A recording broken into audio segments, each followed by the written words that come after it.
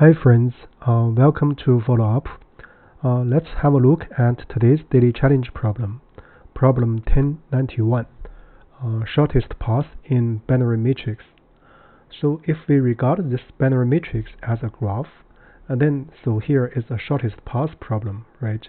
So typically when we meet this kind of problem, we can think of breadth first search based solution or Dijkstra algorithm based solution. So just to name two.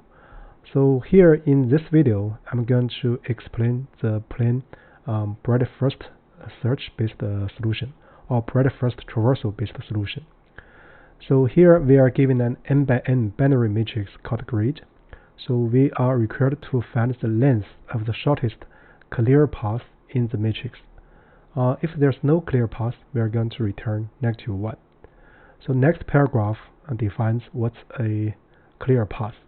So a clear path in a binary matrix is a path from the top left corner to the bottom right corner, such that all the visited cells of the path are zeros, and all the adjacent cells of the path are 8 directionally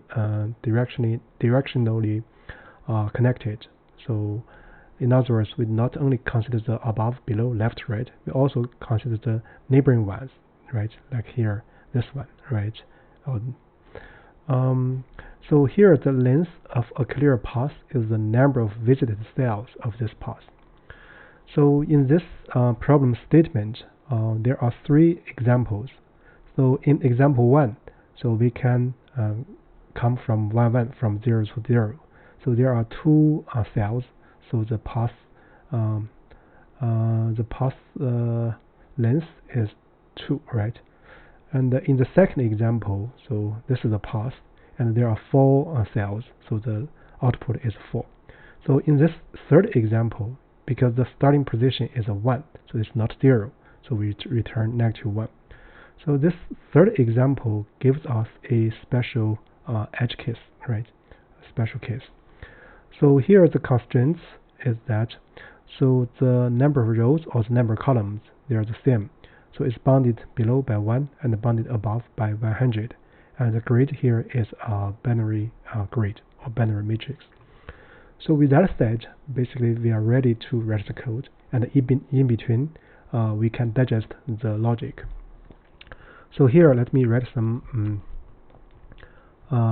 annotation. So here we are going to use breadth first based traversal, right? So for this purpose, I'm going to first make some preparation. So here I'm going to write a utility function to generate the neighbors.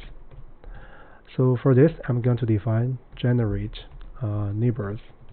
So we accept a cell, and then we get all the cells neighboring this one.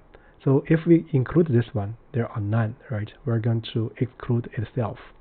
So basically, we can do this using a set comprehension.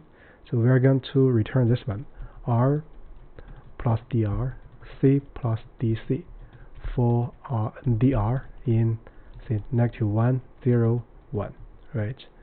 And for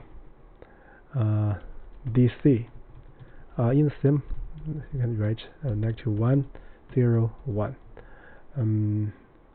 So then this is non-element, right? Because this is 3 times 3. So we are going to do a difference minus this one, RC itself, right?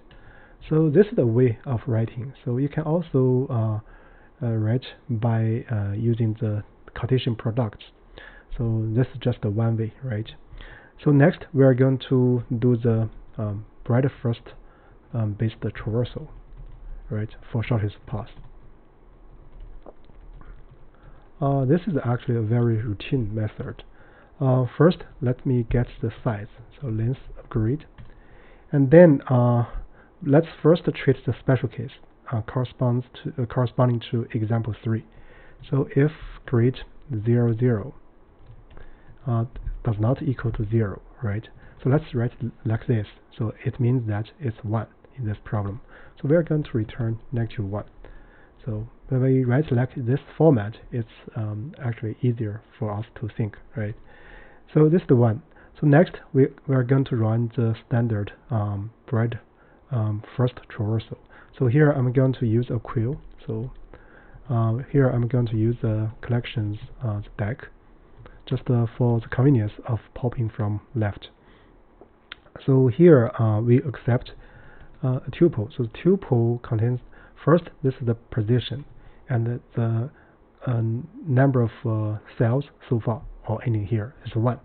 You can understand the last one as the length from starting from the top left up to here, up to this point, because here is the 0, 0 itself, its length is 1, right? And then we also need a set to monitor the traversal. Here we use this one. And then we are going to do the while loop. This is very standard, right? So first we get RC, the length, equals Q pop left, right?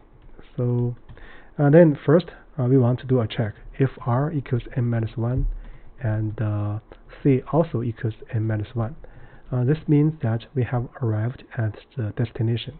So we are going to return this length, right? Another case is that if RC invisited, right? So we just continue. So otherwise, if RC is not visited yet, so we're going to do visited at this position, right? And then we are going to consider its neighbors.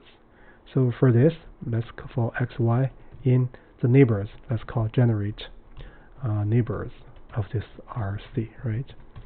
And then we want to check if they are inbound, and also it's not visited, and it's also a 0 value, right? So if grid XY equals 0 and XY not in visited. If this is the case, then we're going to include this position, that is XY.